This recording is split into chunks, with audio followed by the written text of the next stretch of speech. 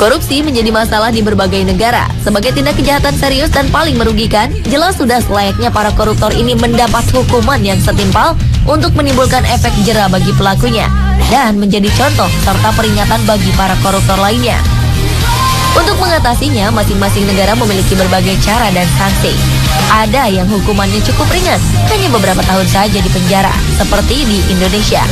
Ada juga yang tidak segan untuk memberi hukuman mati bagi para pencuri uang negara seperti yang diberlakukan di Cina. Selain itu, ada pula berbagai hukuman lain yang dijatuhkan kepada koruptor. Berikut on the spot merangkumnya dalam 7 hukuman bagi para koruptor.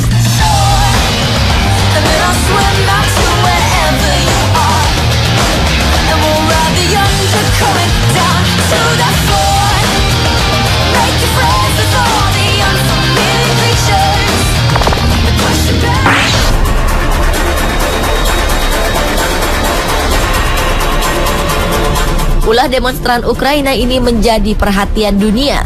September 2014 lalu, mereka menggandeng politisi Vitaly Zurovsky menuju tempat sampah, lalu membuang sang politisi ke dalamnya.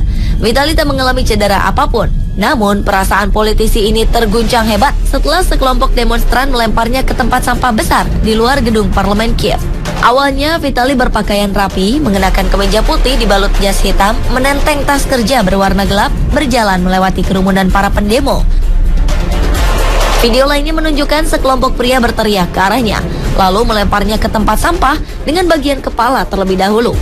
The emotions are running high because Parliament was set to vote on a vetting law, an anti-corruption, it's called lustration law, which people hope will be able to. Saat Vitaly meminta massa tenang, sebuah ban bekas dilempar ke dalam tempat sampah dan mengenai kepalanya. Seorang demonstran memegangi kepala Vitaly, mencegahnya agar tidak melarikan diri dari tempat sampah. Vitaly adalah mantan anggota partai mantan Presiden Viktor Yanukovych yang dilengsarkan paksa Februari lalu setelah menolak menandatangani Fakta Uni Eropa yang memicu protes di seluruh negeri. Ia juga tidak populer di kalangan pemilih setelah ia mengusulkan tindakan keras terhadap legislator anti pemerintah. Ia disebut-sebut sebagai politisi yang korup dan menjadi rezim pro-Rusia.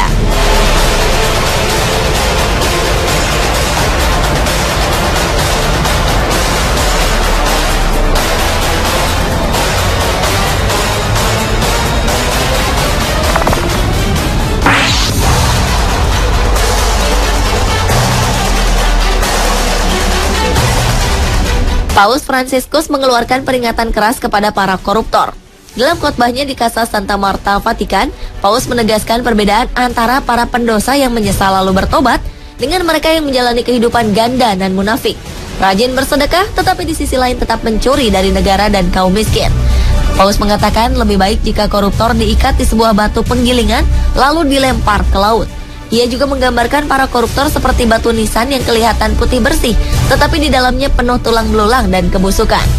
Paus Fransiskus juga menyebutkan bahwa orang tua yang mencari nafkah dengan menerima suap telah kehilangan harga dirinya, dan makanan yang mereka beri kepada anak-anak mereka disebut roti yang kotor. Khotbah Paus Fransiskus disampaikan di tengah kerasnya melawan korupsi dalam tubuh Vatikan.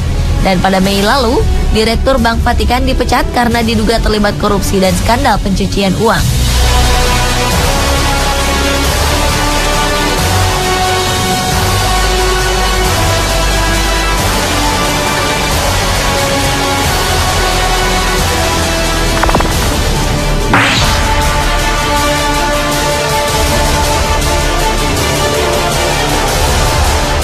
Lebih dari 900 orang termasuk para pejabat tinggi Malaysia yang dihukum karena kasus korupsi telah dicantumkan pada situs pemerintah.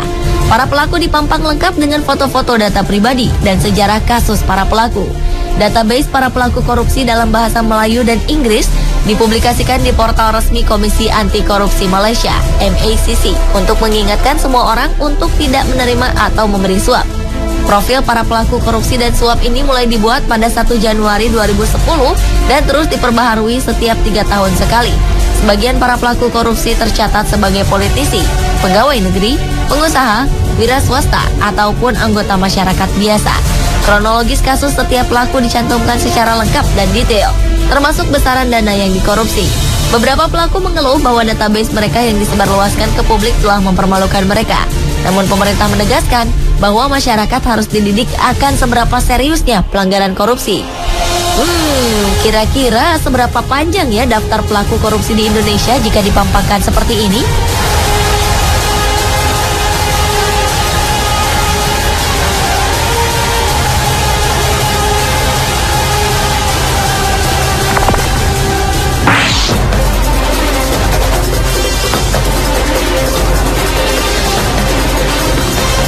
Stasiun televisi pemerintah Korea Utara menayangkan gambar seorang pemimpin berpengaruh dibawa keluar dari ruang rapat setelah dicopot dari jabatannya.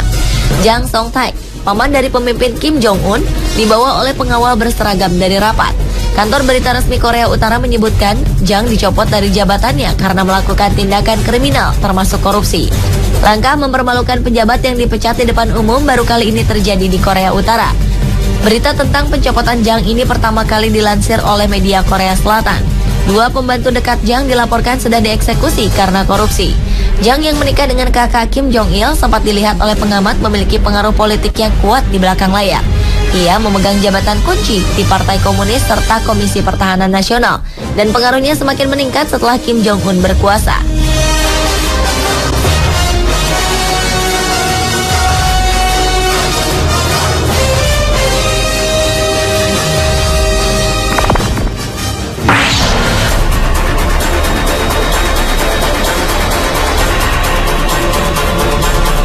Keberhasilan Hong Kong dalam memberantas korupsi merupakan salah satu faktor pendukung pesatnya perkembangan perekonomian di negeri ini. Pada tahun 1960-an, negara ini termasuk negara paling korup dan terparah di dunia. Saking parahnya, seorang supir ambulans tidak akan mengantar pasien sebelum mendapatkan uang tip. 1973, negara ini mengambil langkah berani. Tanpa kecuali, seluruh polisi, hakim, dan jaksa dipecat, kemudian membentuk Komisi Pemberantasan Korupsi yang dinamakan Independent Commission Against Corruption. Sejak awal terbentuk, lembaga ICAC tidak pernah pandang bulu dalam memberantas korupsi, baik kasus korupsi besar maupun kecil. Selain menerapkan hukuman mati bagi para koruptor, pemerintah juga menciptakan efek malu dengan menangkap koruptor di muka umum. Wow, apakah bangsa kita perlu melakukan hal yang sama untuk bisa benar-benar bersih dari korupsi?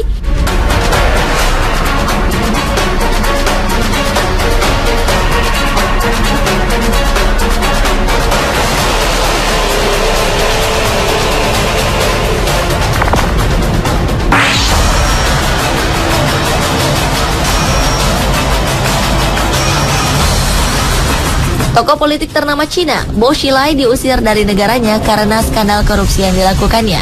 Mantan pemimpin Partai Komunis ini dianggap telah mempermalukan seluruh negara dengan tindakannya.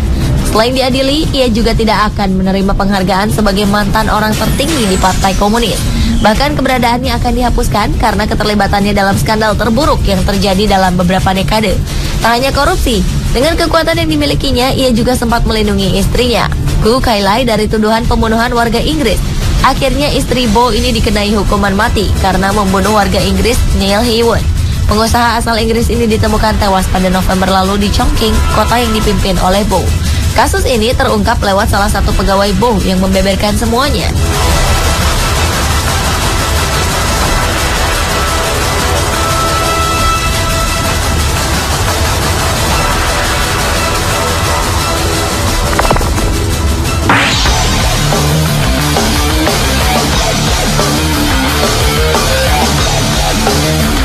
Manajemen Rumah Sakit Dr. Karyadi Semarang meminta salah seorang pasiennya yang juga terdakwa kasus dugaan korupsi, Satrio Teguh Subroto, untuk segera meninggalkan rumah sakit karena diduga memanfaatkannya untuk menghindari hukuman kurungan.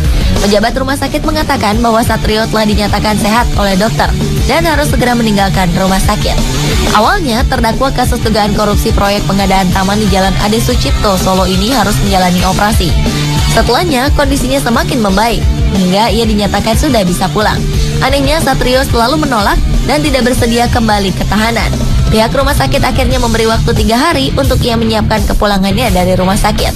Jika tak kunjung keluar, maka pihak rumah sakit akan mematikan seluruh fasilitas di rumah sakit, termasuk listrik.